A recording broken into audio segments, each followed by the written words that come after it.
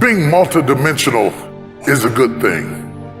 So when you start thinking about streams of income, think of multiple streams of income.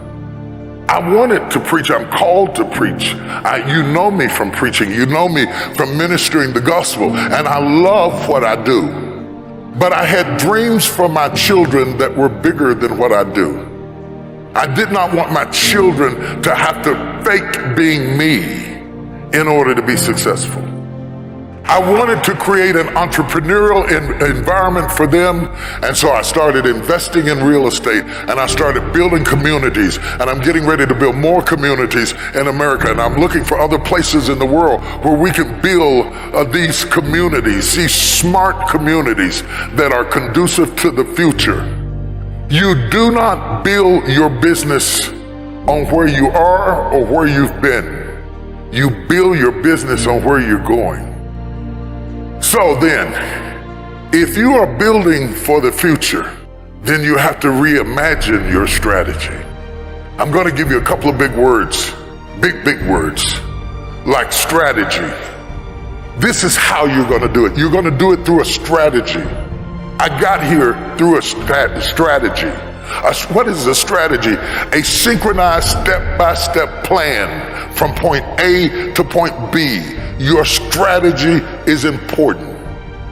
You've got to fix your strategy. If you've been doing what you've been doing for 5 years and it's not working, it doesn't mean you need to give up your idea. You might need to give up your strategy. Your strategy of accomplishment has to change with the times. You may not have hit your customer yet, but that doesn't mean your customer's not out there. You've got to find somebody, and let me tell you who wants what you got. The person who wants what you have is a person who sees what you have as an answer to their problem. People will go get answers. They are not looking for problems. What do you solve with what you bring? And you don't have to have a degree to do this. It could be as simple as my father's mopping a bucket. My father ended up with 52 employees in the 60s because he built a business that solved a problem. Not all of us will be doctors. Not all of us will be chemists. Not all of us will be lawyers. Not all of us will be astronauts. But the astronaut still needs a plumber. The doctor still needs an electrician. Whatever your business is, it must be an answer to somebody's problem. It must solve that problem and fix that problem. And when you do whatever you do and you find yourself maxing out at what you do is not who you are. What you do is not who you are. What you do is not who you are. People say T.D. Jakes is a preacher. First of all, he wasn't always. Second of all, T.D. Jakes is a man. He is a man called to preach. See, when people give you titles, they imprison you. If I bought into that, I wouldn't have done almost $500 million worth of films at the box office, because I would have said, I'm a preacher, I can't do that. Don't let anybody lock you up with a title in a prison that is beneath your level of gifting. You are whatever is in you. You are whatever is inside of you. You are whatever you think about at night. You are whatever you dream. You are whatever is in your head. I want to break somebody out of jail right now. You are more than what people call you. Am I in the right place? You are more than the job title that you have. You are more than the company you work for. You are more than anything you have experienced up to this point. You are everything that gives you energy when you think about it. Find out what are the things that make you leap out of the bed in the morning. What are the things that give you energy when you think about them? Your purpose is in your passion. Your purpose is in your passion. Don't sit there and say, I don't know why I'm here. You do know why you're here. Find the thing that gives you energy when you do it. That ideas start teeming over in your head when you get in it. Find the thing that when you get into it, you're curious about it. You're attracted to it. You're drawn to it. Because whatever the anointing you respect is the anointing you receive. Oh, can I talk to you, somebody? The anointing you respect is the anointing you receive. So the person that you idolize, you probably idolize them because they're doing something that is in you. Other people ignore them. And you would walk a mile to hear them or see them or hear them sing or watch them build or hear them orate or whatever it is that they do. It's because it's in you. When I was 8 years old, I was sitting in the back of the car with my mother, and my mother was a speaker, and she went out and did public speaking.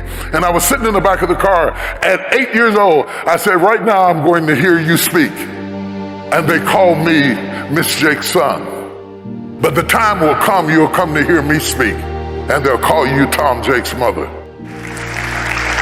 Instincts are inside of you, and they are never one-dimensional. You are more than your job. So if your job goes down, it doesn't mean you have to go down. While you're working for a company, never stop branding yourself. One of the problems that I find prevalent with millennials who, by the way, I love mentoring you above anybody. You are the best investment because you have the longest shelf life. You will outlast me, and you assure the fact that my work continues. I cannot have success without a successor. So I'm committed to you winning. Let me say that first of all. I am committed to you winning. The problem is, your strength is your weakness.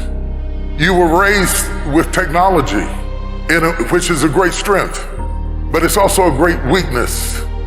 Because when you are raised with something that responds in predictable ways by touch, when you are placed in unpredictable situations, you don't do well.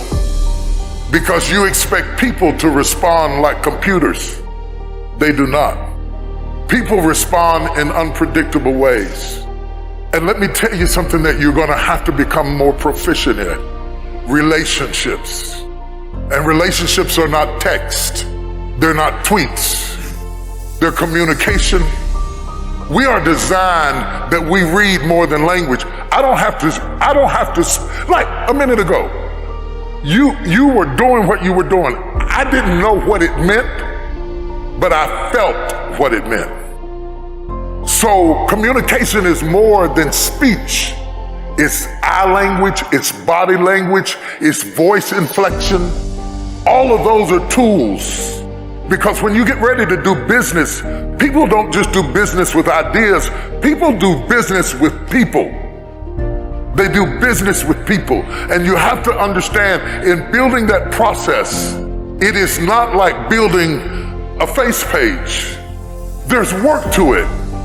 And one of the mistakes we made, and when I say we, I mean my generation, I mean anybody that you admire. It may not be me, it may be Diddy, it may be Diddy, it may be Oprah, it may be Tyler Perry, it may be somebody you saw, maybe Beyonce. You see us after we arrive.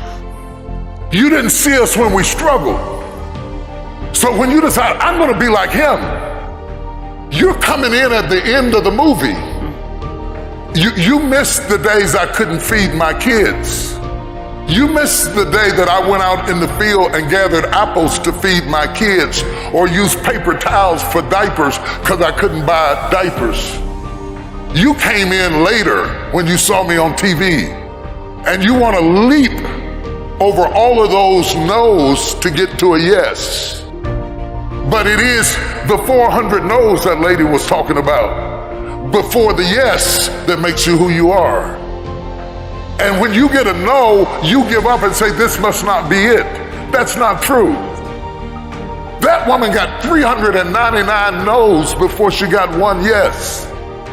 You have to have the resolve inside of yourself to resist the temptation to believe the detractors and to continue to believe the voice within. And why is that important?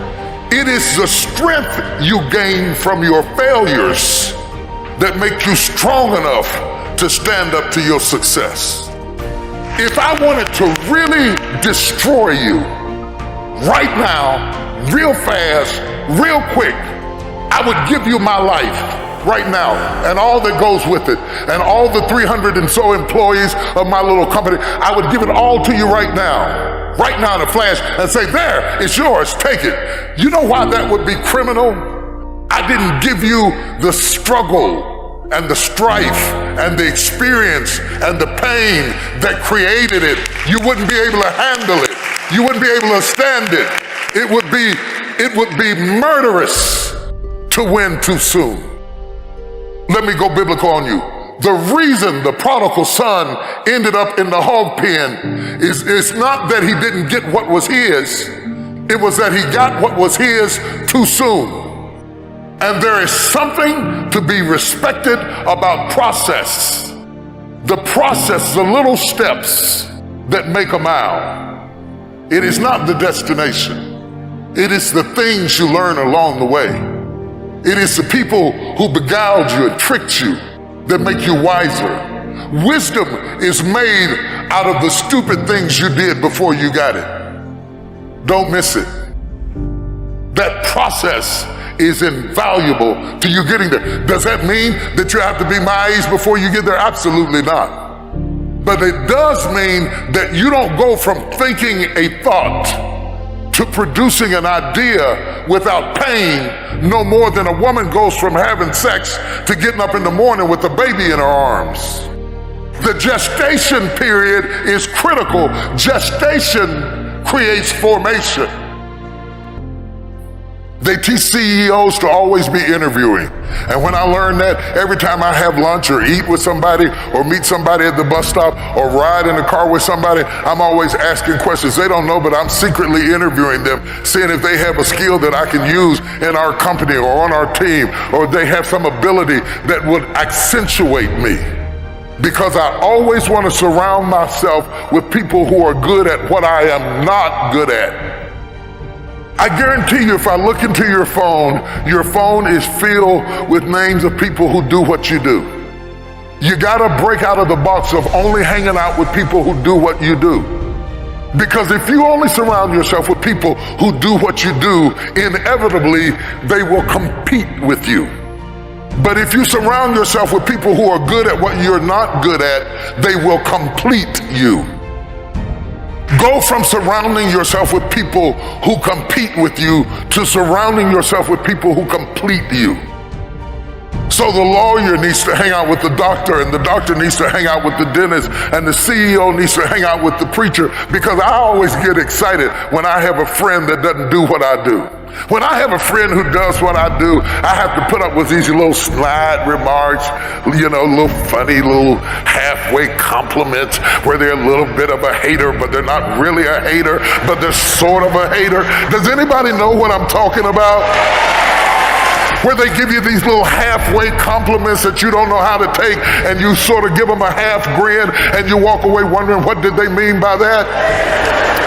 Put those people at the back of the list and find somebody who does what you don't do, because they will complete you, they will fulfill you, they will strengthen you, and they will make you more rounded, and they will give you different perspectives. If you have the courage to admit what you're not good at, you will find out who to pick to surround yourself with. I want to hire my weaknesses, not my strengths. Because when you hire your strengths, they're just waiting on you to get sick so they can take your job. Hire your weaknesses. Surround yourself with people who complete your vision, and then build your team.